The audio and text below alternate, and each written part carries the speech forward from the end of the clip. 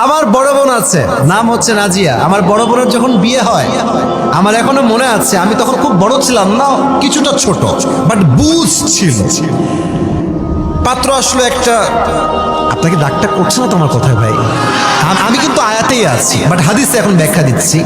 এক পাত্র আসলো, দেখলাম যে মাশাআল্লাহ চাপ দাড়ি, পাঞ্জাবি পরে আসছে, তারপরে হচ্ছে যে কাবলি পাঞ্জাবি আছে না, কাবলি পাঞ্জাবি পরে আসছে, কাবলি পায়জামা পাঞ্জাবি। আমার এখনো মনে আছে, পাত্রর চেহারা সত্যি খুবই সুন্দর, অনেক সুন্দর চেহারা, তাগড়া যুবক, ভেরি হ্যান্ডসাম গায়। বাসায় আসলো, আমি নিজে রিসিভ করে বাসায় ঢুকালাম।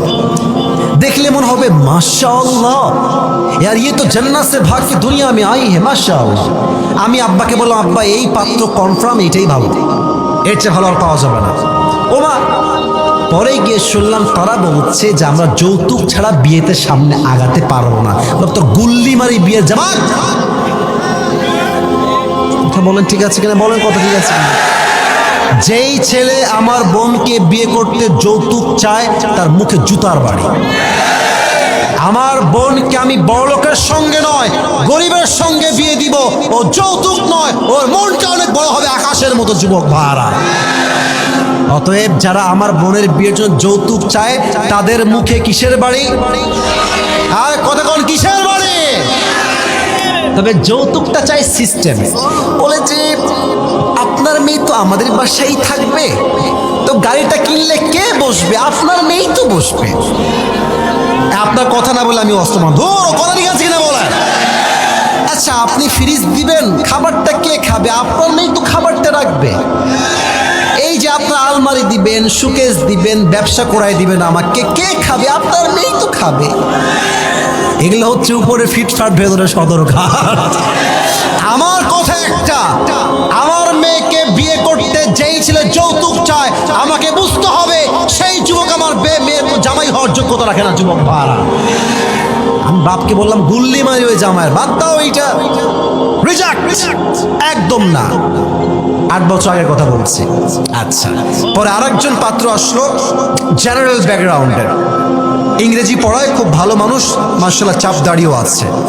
তো অনেক কথাবার্তা হলো, একদম আগায় গেল, মানে 2-1 দিনে বিয়ে আগায় গেছে। আমি আপনাকে মূল হাদিসটা এখানে আনতে চাই, মূল মেসেজটা। বিয়ে যখন কনফার্ম, মোটামুটি সবাই আমরা রাজি, ভালো লেগেছে আমাদের। আমার বোনকে আমার আব্বা ডাকলো আর এক রুমে, আমার মা আসলেন, আমি আসলাম, বাবা আসলো।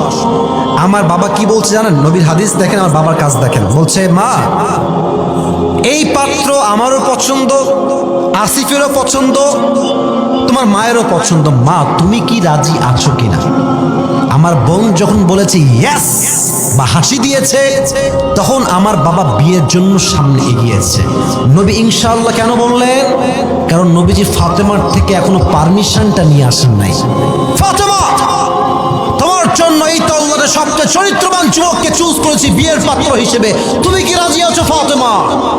ফাতেমা ডাক দিয়ে বলছে, আব্বাজান মাসমুহ, তার নাম কি? বলছে ইসমুহু আলী, রাজি আছো মা?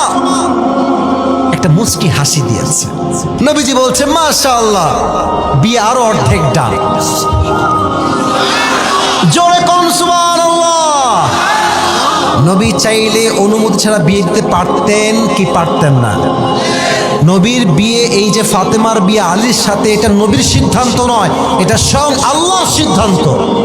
বাট নবী পারমিশন দিয়ে বুঝিয়েছেন, তোমার মেয়েকে তুমি পেলেছো, বড় করেছো, তার মানে এটা নয় যে গাঞ্জাখোর থেকে পছন্দ হয়েছে, গাঞ্জাখোরের সঙ্গে তুমি মেয়েকে বিয়ে দিয়ে দিবা। যুবক ভাড়া, আগে অনুমতি নেওয়া লাগবে। অনুমতি যখন মেয়ে দিবে, তখন বিয়ের কাজ আগাবে, না হয় বিয়ের কাজ স্টপ হয়ে যাবে। ঠিক কিনা বলে?